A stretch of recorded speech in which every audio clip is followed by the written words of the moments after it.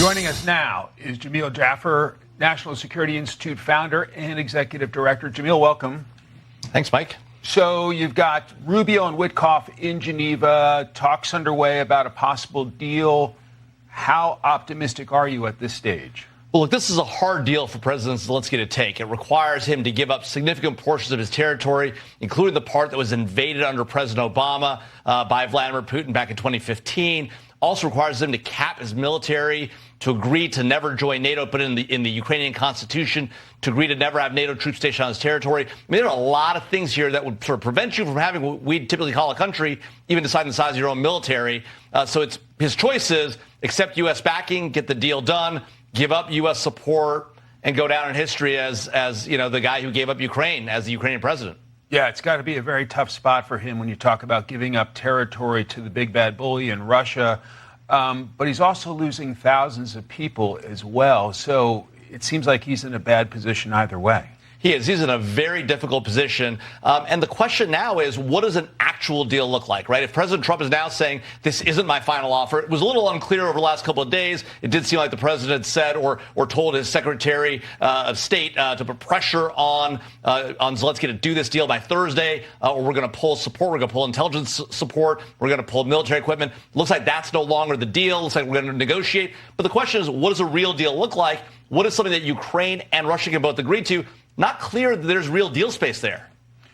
Do we get a deal in the coming days or coming weeks? I mean, it's hard to see how one happens because Vladimir Putin keeps saying he wants a deal, that he keeps hitting Ukraine over and over and over again.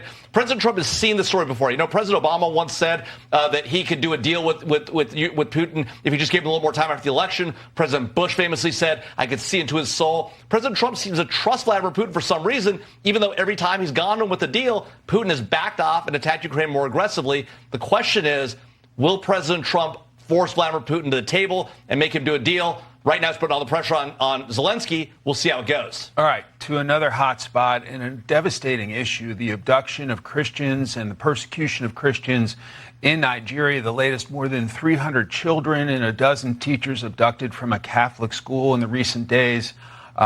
What's the latest on that, and what more can the United States do on this heartbreaking issue? Well, look, the United States is obviously putting on significant pressure on Nigeria to do more to protect its own people against Boko Haram, against the Islamic State West Africa. We've known about this terrorist group for years. They've been going after Americans, going after Christians, going after other Muslim sects as well. These are brutal, awful groups. They're jihadists. They are not American allies. They're not friends of ours. We need to put pressure on the Nigerians to do more. We have to do more. You know, we lost our base in Niger. We've drawn down our counterterrorism forces globally. We're sort of taking the win against al-Qaeda. The truth is, al-Qaeda still wants to go after us. The Islamic State still wants to go after us. We need to take those terrorists out where they stand. That's going to be what stops them kidnapping Christians and Muslims and killing people in those countries, as well as threatening the United States here at home. We know President Trump doesn't want any new wars, but could we potentially see some surgical strikes to go after them, basically to send a signal that persecuting Christians is not going to be tolerated? Well, I think that's definitely in the cards. We've used surgical strikes in sort of the Caribbean recently to go after drug dealers.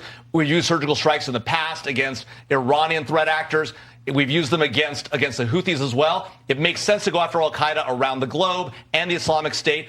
This is a place where they've been operating for years with impunity. We should support the Nigerian government and go after these terrorists. I want to play a clip from Congressman Chris Smith of the great state of New Jersey, where I'm from, and I'll get you to react to it. I think we condition aid. We give about $1 billion to Nigeria every year. The conditionality will say you really make a serious effort to mitigate and to end this horrific slaughter, or you lose that aid. If the United States were to cut off aid to Nigeria, would it be effective, or would it only end up hurting the people who are already being persecuted? Yeah, look, I think the Nigerian government actually is on our team on this front. They want Boko Haram out. They want Islamic State West Africa out. They're not in their camp. They're killing their own people. They want this killing to end. What they really need is more support more effort from the United States. And frankly, we need to be back on the counterterrorism mission around the globe, not just in Nigeria. We see al-Qaeda coming to power potentially in Mali in the near future. They're increasing their forces in the Middle East as well. We saw, obviously, what Hamas did to Israel on October 7, 2 years ago. We have got to renew the fight against terrorism, because if they get stronger overseas, they're going to eventually look back here at the United States and come after us here at home. The best way to fight them is where they are abroad. Jamil, Jaffer, thank you so much for your time and your analysis today. Thanks, Mike.